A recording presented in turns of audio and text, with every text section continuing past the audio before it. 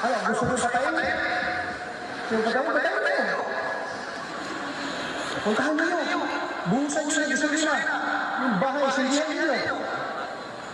Pakita niyo na nabalik kayo sa kanila. Never ako nagbigay ng instruction. Patayin mo ito. Kung sino may salisang patayin mo ito, meron kang reward.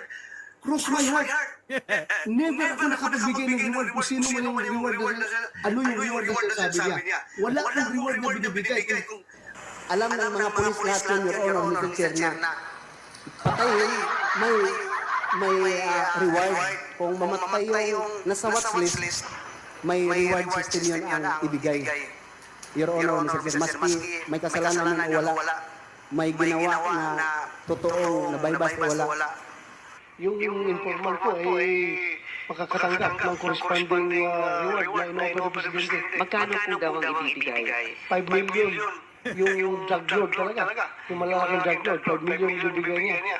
Kahit na pulis, kasama doon na makakatanggap sa pera na i-offer niya. Pero sa amin naman, internal, meron kaming ibang reward system.